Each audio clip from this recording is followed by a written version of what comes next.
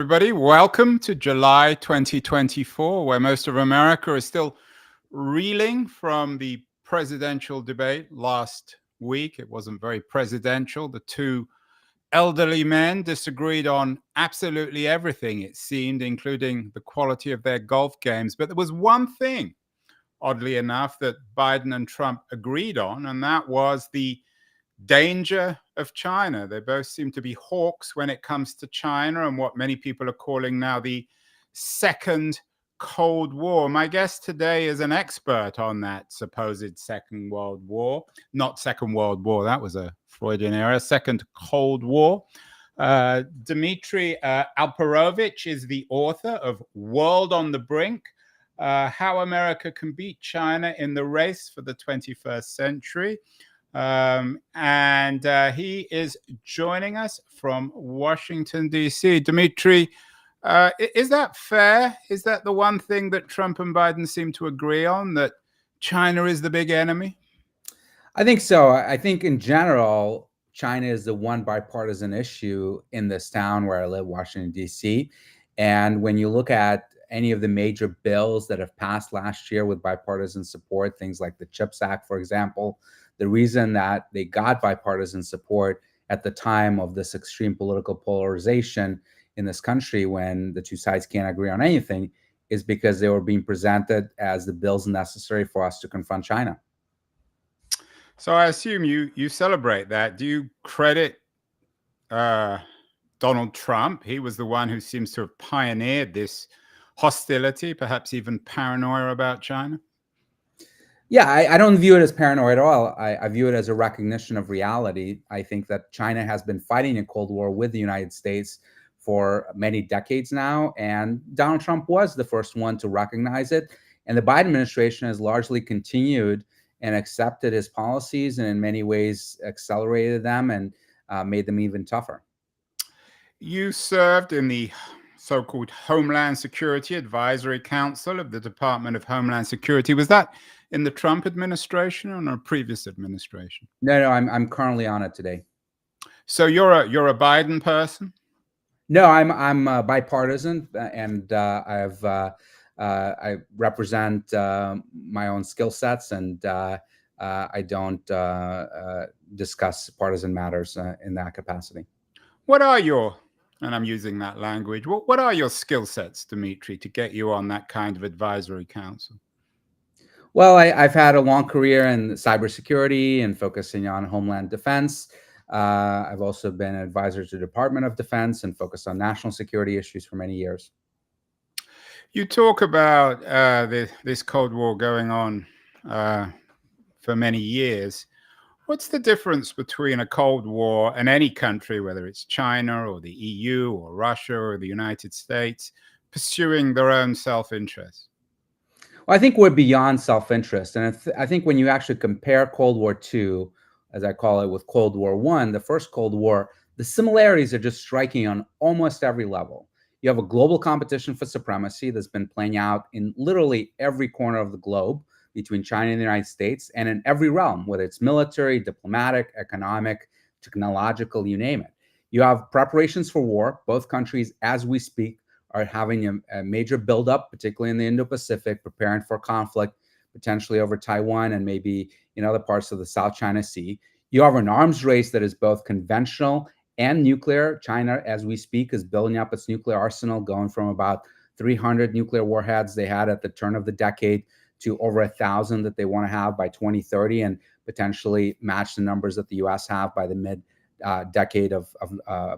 of next decade. You have a space race. One of the defining moments of the first Cold War was this race to the moon. Guess what we have again now? We're trying to get man back to the moon. China's trying to do the same thing. They were just able to get on the dark side of the moon, the other side of the moon, for the first time amongst any nation, and then potentially off to Mars. You have economic warfare that's taking place that started under the Trump administration, has accelerated since then. And it's not just the U.S.-China economic warfare, but you now have the European Union enacting tariffs and others along as well on various forms of Chinese technologies, particularly in the electric vehicle space. You have an ideological struggle that is not necessarily communism versus capitalism as you had for most of the first Cold War, but you certainly have authoritarianism versus democracy that even President Biden talks about on a regular occasion between China and the United States. You have a scramble for military bases, right? For the first time in 32 years, the United States is getting back into the bases,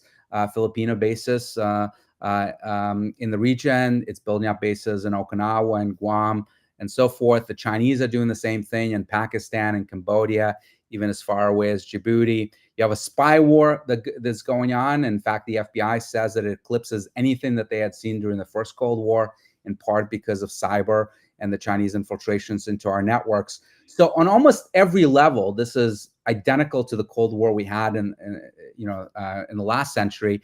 And the one argument that people make that this is not a Cold War against this almost dozen reasons where the two things the two wars are remarkably similar is that we have this great degree of economic interdependence between the two countries. And to that, I say that that economic interdependence is diminishing because of trade wars, because of export controls, because of sanctions, because of decoupling and de-risking that's taking place. And two, even during the first Cold War, as I highlighted in the book, there was a lot of economic interdependence with the Soviet Union that people have forgotten about. We were providing technologies to the Soviet Union to help them in their extractive industries, particularly oil and gas. They were selling that oil and gas to Europe and others. We were providing them technologies in the agricultural space. We were providing them loans even in the 70s and 80s to help sustain their economies in the Warsaw Pact economy. So this idea that people had that this was just completely disconnected economies between the Soviet Union and the United States was just not the case back then, and certainly is not the case today with China. You talk about an ideological struggle. I have to admit, I'm not convinced by that. The Chinese aren't overt in their support for authoritarianism. And of course, there are some people, at least, running perhaps for president who are not fully on board when it comes to democracy.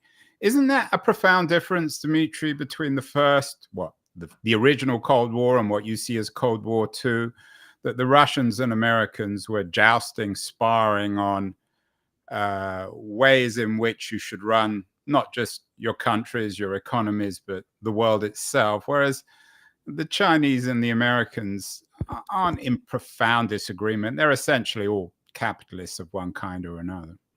Oh, I disagree with that completely. I think Xi Jinping is a Marxist-Leninist in the traditional sense of the word. But also, there are two important things here. One, it is completely not true that during the first Cold War, the entire time period of that conflict, you had an ideological struggle that was very acute. Certainly in the early parts of it, that was the case. But really, by the time that Khrushchev came along, and certainly Brezhnev and others in the 1980s, the Soviet Union really stopped exporting that ideology and stopped emphasizing global communism and started to become much more focused on its real geopolitical interests. So even during parts of the Cold War, that ideological struggle was less than it may seem today. And today, China is exporting authoritarianism. I'll give you a couple examples. It has opened up schools in Africa for future African leaders to train them on population control, on surveillance, on how to run authoritarian systems. When Xi Jinping visited Europe just a couple of months ago, right after visiting Paris and having a powwow with President Macron and the head of the European Commission, where does he go? He goes to Hungary, the most authoritarian country in Europe, and then he goes off to Serbia, another place where democracy is not exactly thriving. You've seen the bear hugs that he's giving to Putin and supporting, if not with military technology, certainly with economic help, his conflict against Ukraine. So yes, it's not sort of global spread of authoritarianism that you had in the early stages of the Cold War, but not the latter stages, but it's very similar. Yeah, again, I'm not convinced. I mean, there are many supporters of Donald Trump who have also flocked to Hungary to learn more about the I don't know what he calls it, the illiberal democracy that Orban is creating, including Tucker Carlson and Steve Bannon. But leaving that one, you said earlier that Xi Jinping was a classic Marxist-Leninist. Well, what do you mean by that? Well, he absolutely believes in our ideology. You look at the ideology that he's spreading within the Chinese Communist Party, it's really a pullback from the economic focus that you've had over the last couple of decades under prior leaders, and an emphasis on security, on population control, and an emphasis on nationalism and Why is that spreading. Marxist-Leninist? Well, the Marxist-Leninist is total control over the capitalist system and production of So materials. there's no free enterprise in China? It is being curtailed dramatically. In fact, anytime that you've seen technology companies like Alibaba, for example, trying to distance themselves from the Chinese Communist Party, they're being cracked down on. Jack Ma has been basically exiled out of the country, and Xi Jinping basically telling industry that you are here to support the Chinese state, emphasizing civil-military fusion, as they call it, in order to support PLA's priorities, the People's Liberation Army priorities, and serve the interests of the state. Most major companies in China have Communist Party offices within them to ensure that ideologically and at every level they're advancing the party's priorities, not just China's priorities. What do you think drives Xi Jinping? Is he a megalomaniac? Is he a pure Marxist-Leninist? Does he want to rule the world? Is he mad? Well, I think like most authoritarians, in particular like Putin, I think he's interested in his own legacy and his own destiny, and making, to borrow a phrase, China great again. For much of the world's history, China was the preeminent power in the world's most richest country, the world's most powerful country. And it's only with the advent of the Industrial Revolution in the 1700s and the 1800s that they lost that mantle to first Europe and then now America. And they view it as reemerging to their rightful place as the world's preeminent power. Xi Jinping wants to be the one to do it, to establish himself first as a regional hegemon in East Asia, and then later use that to project power around the world. I don't necessarily think he's Hitler-esque in his ambitions. I don't think that he is intent on invading countries beyond Taiwan necessarily. Obviously, he wants to secure any territory where he's got border conflicts. And by the way, he's got border conflicts with literally every one of his neighbors, whether it's maritime neighbors or land-based neighbors, except North Korea. But I don't think he's planning to invade Japan or, Philippines. I would hope not. So, but does that make Xi Jinping? I mean, you called him a classic Marxist-Leninist. I'm not convinced of that. Does that make him any different from any other communist or non-communist Chinese politician, visionary, Chiang Kai-shek, or anyone else in the 20th century? Everyone who leads the country wants to make their country stronger, more important in the world. Yes, I think like any dictator, he wants to be the one to take credit for it and the one that expands his country's power. And look, I don't fault him for it. I don't think that this is sort of a moralistic case that I have against China's rise. I view it as a zero-sum game, that China's becoming a hegemon in Asia and squashing Taiwan's democracy is a threat to the United States. And that the key thing that the United States has always focused on since the 1800s is preventing regional hegemony. That's been the Monroe Doctrine, of course, in our own hemisphere. And then later on in World War I and World War II, making sure that there's no dominant power in Europe. And of course, in World War II, also confronting Japan and its expansion in Asia. So preventing China from becoming that regional hegemon has, I think, really dramatic implications for the United States and needs to be one of our top priorities. Is the world, Dimitri, to borrow from the title of your book, is it really on the brink? Is it on the brink of war, of conflict? What's your biggest fear in all this? That China is going to win, or that it might all result in some sort of terrible military catastrophe of one kind or another? Yeah, so back in December of 2021, I was one of the first geopolitical analysts to have called out that President Putin was going to invade Ukraine before the end of that winter, about 3 months before it actually happened. I now believe that we're on a path to China wanting to invade Taiwan, not imminently, but in the next 4 to 8 years. I believe that 2028 through 2032 period is going to be incredibly dangerous. If it tries to invade Taiwan, I think we're going to be on a precipice of a global conflict that has nuclear escalation potential, because I do think that the United States needs to fight for Taiwan and potentially will fight for Taiwan. You have President Biden now on 5 occasions saying that he will send troops to fight for Taiwan. So this is a key territory of strategic interest in the United States in a way that even Ukraine is not. And I do believe that we're on the brink of a catastrophic war that we still have, unfortunately, time to deter, and that's what the book is really all about. I want to get in the second part to ways we can deter this. I want to remind everyone that great guests like Dimitri Alperovitch are brought to us by our friends at Liberties. Excellent new quarterly on culture and politics. Going to run a short feature on Liberties, and then we'll be back with Dimitri to talk about how we can pull, at least in his view, the world back from the brink of perhaps a nuclear catastrophe, war between the United States and China. So don't go away, anyone. We'll be back in a second. The noise, there is nuance, insight. Liberties is not just a journal of ideas. It's a meteor of intelligent substance. It's the place to be for engaged citizens. Politics, opinion, substance. Liberties is a triumph for freedom of thought. A quarterly of urgency, of cultural exploration, of intellectual delight, of immaculate prose. It's invaluable. Subscribe now or find Liberties at your favorite bookseller. And you can subscribe to Liberties at libertiesjournal.com. We're speaking with the Washington, D.C. analyst, Dimitri Alperovitch, the author of an interesting new book, a book that's already a bestseller, World on the Brink, How America Can Beat China in the Race for the 21st Century. In this language, Dimitri, you're talking about winning. Is this a zero-sum game? There's clearly a conflict. Can both sides come out claiming victory, or are you suggesting that really one side has to win?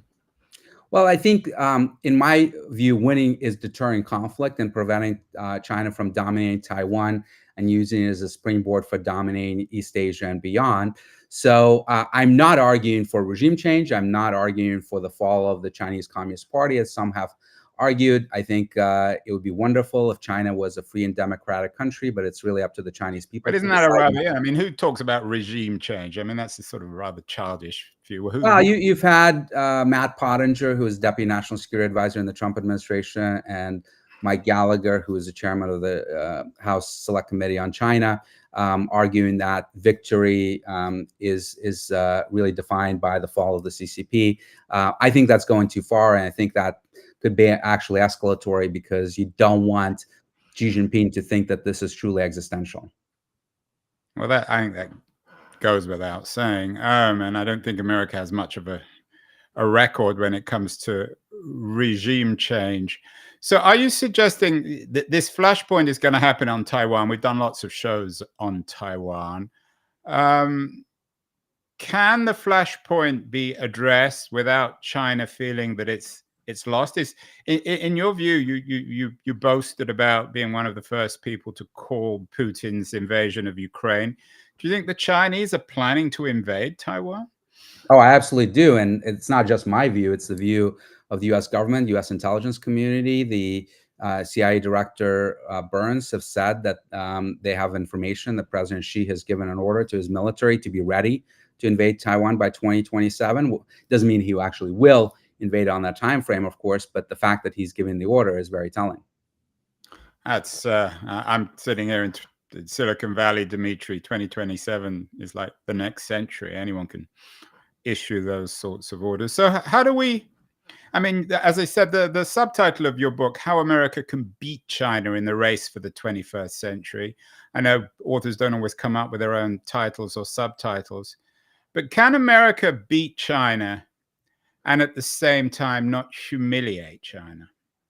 I think so. I think it starts with the deterrence of Taiwan. If China takes Taiwan, it changes the entire dynamic of East Asia, because most people don't appreciate that right now China is completely geographically contained by U.S. military bases and U.S. allies. When China looks out at the world, what does it see? It sees to the east of it, the Korean Peninsula, with South Korea having 28,000 American troops, air bases, radar installations, right? Further down, it sees the Japanese islands with the headquarters of the U.S. 7th Fleet and Marines in Okinawa. Then at the very center of the first island chain, the anchor point of that first island chain is Taiwan, viewed as an outpost of U.S. power And then completing that arc, you have the Philippines, where for the first time in 32 years, American troops are back getting access to the Filipino military bases. And the problem that China faces is that the waters on their shores are very, very shallow. Just to give you a sense, in the Taiwan Strait, the depth of the waters is only about 300 feet, too shallow to even put a submarine safely in it. But on the other side of Taiwan, on the eastern side, the waters drop down to 12,000 feet and go down even deeper, because the Pacific is, of course, the world's deepest ocean. So if you want to project power, if you can take Taiwan and build submarine bases and surface ship bases on the eastern shore of Taiwan, you'll have incredible power projection capability. You will make it very, very dangerous for the U.S. Navy to operate out of the Japanese islands and out of the Filipino bases, and you'll push us all the way out to Hawaii, and you will dominate that region. It doesn't mean, I don't mean by dominate you will invade Japan or do anything of the sort, but the reality is that you will become the regional hegemon, just like Russia today is in Central Asia or the Caucasus, for example.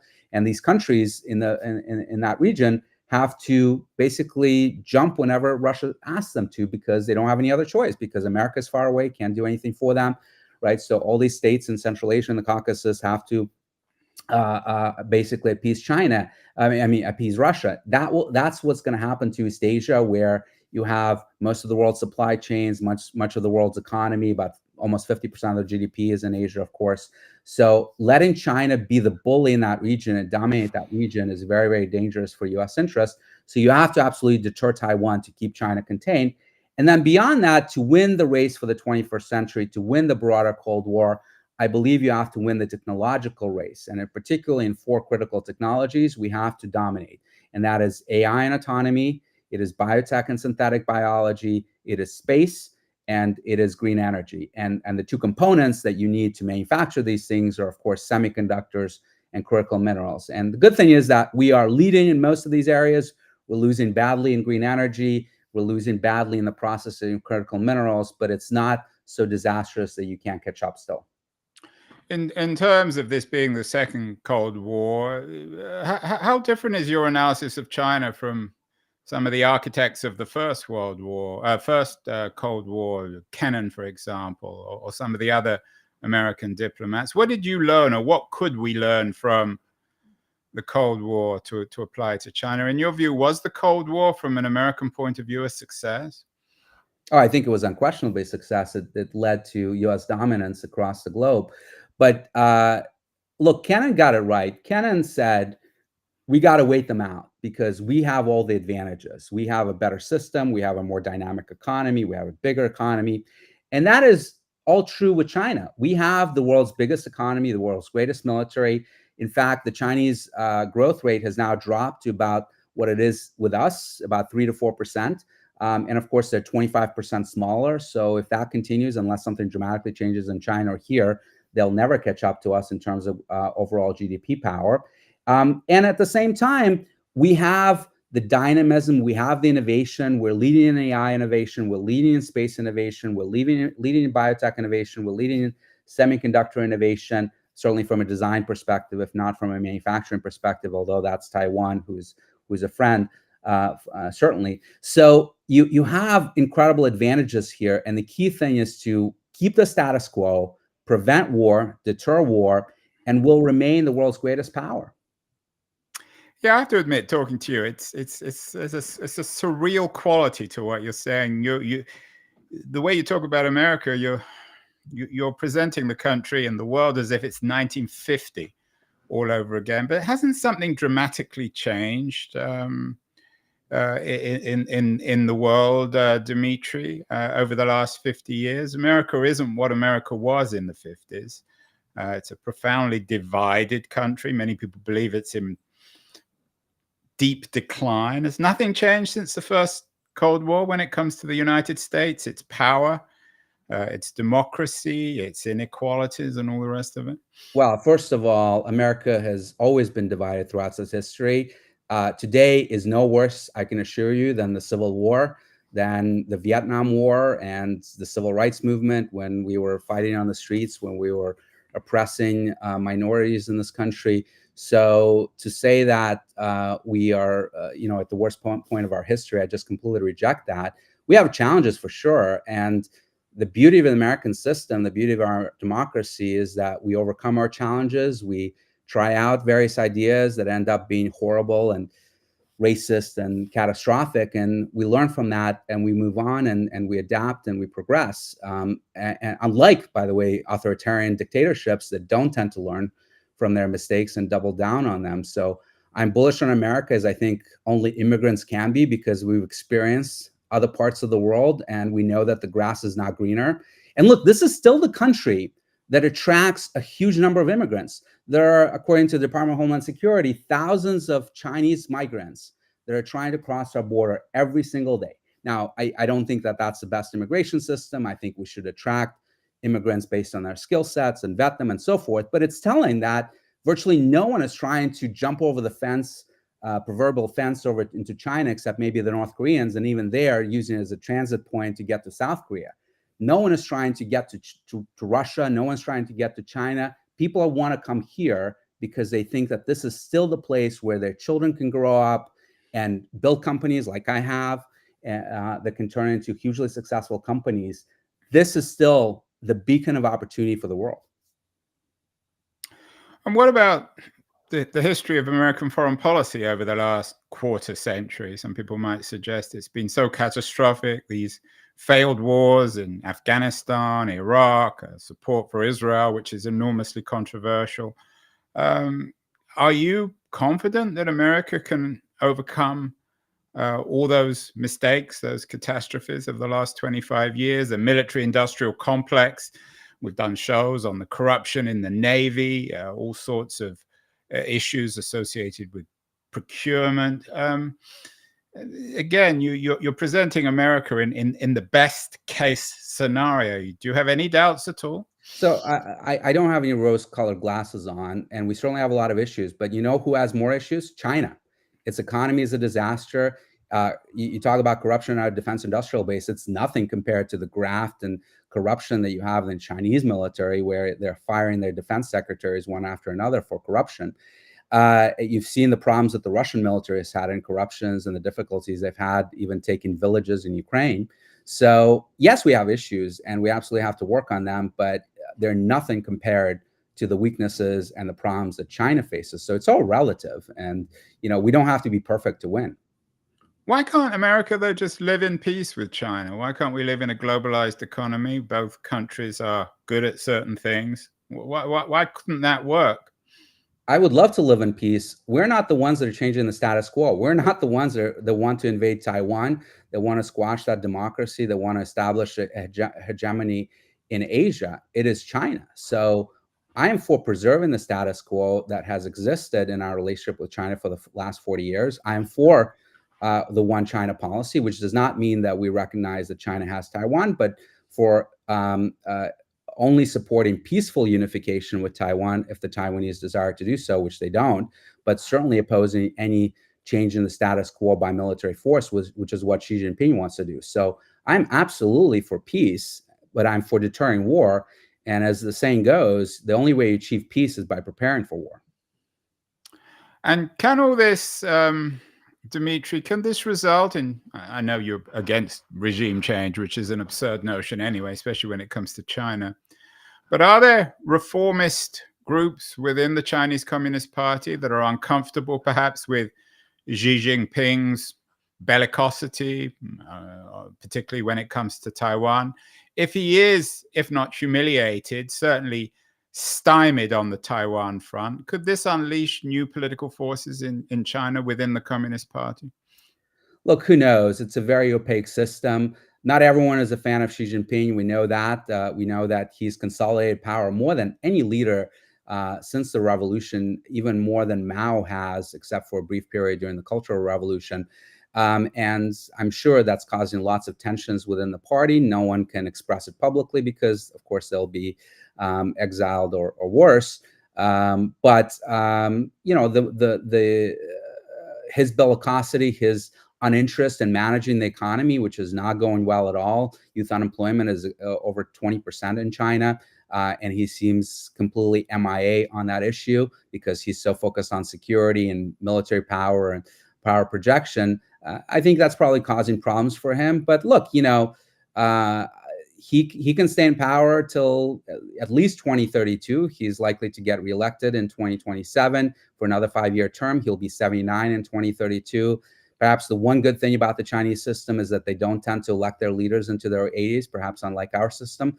So we may see a change in leadership in 2032, or almost certainly in 2036 or 2037 in China. And it may go back to the idea that, the leaders prior to Xi had, that, yes, we want to take Taiwan, but we're not actually going to take any steps to advance that, and certainly not by military force. And you can get back to a more peaceful relationship, one that I think we'll be more cognizant of, because we've allowed our economy to become way too dependent on China. Everyone now recognizes that. Even the Europeans recognize that. And we need to do more to risk, to increase our leverage over them, to decrease their leverage over us. But yes, we can avoid war if we can get just past this time period of Xi Jinping. And also the other thing is at play. The reason why the world is so dangerous today is because we have let our eye off the ball, because for the last 2 decades, we've been fighting these wars in the Middle East and not paying attention to what was happening in the Taiwan Strait. And Chinese military is being built up for that one mission of taking Taiwan. And both the Taiwanese, the Japanese, and ourselves really have paid little attention to that until recently. And we're paying attention now, and we're building capabilities. The Taiwanese are increasing their defense spending. The Japanese are reforming their military. So the balance of power will shift once again in the late 2030s, 2040s, where this will once again become an impossibility for China. We just need to hold on to them. And finally, I can't resist asking you this, Dimitri. What about TikTok?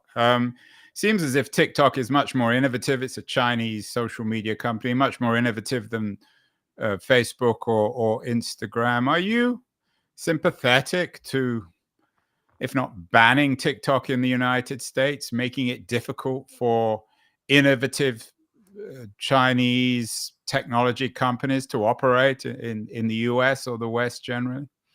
So I think there are 2 issues with TikTok. The first one is reciprocity, just on basic fairness, because Twitter, or X, I guess, Facebook, Instagram cannot operate in China.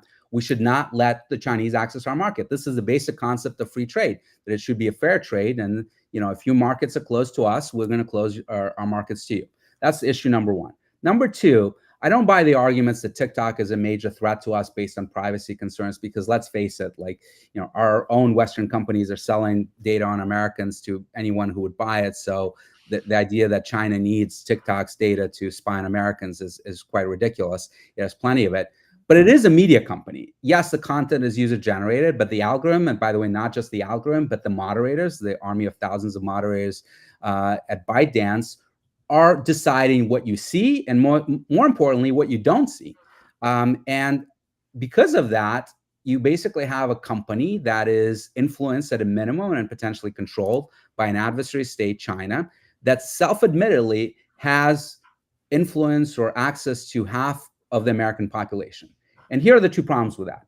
We have legislation on our books that we've had since the beginnings of the Cold War about, 1, foreign media ownership. So when Rupert Murdoch, for example, came to this country in the 1980s, not yet being an American citizen, and expressed a desire to buy the Fox network, he was stymied until he became an American citizen, because as an Australian citizen, he was not allowed to own a major network in this country. Secondly, even if you're an American citizen and you want to buy 40% of the TV stations in this country, you'll be prohibited from doing so because of media concentration rules. So here you have a foreign company that is a media company that has access to half of the American population. That should be prohibited, based on those concepts of media concentration and media foreign ownership rules. And then, of course, you have the reciprocity issue.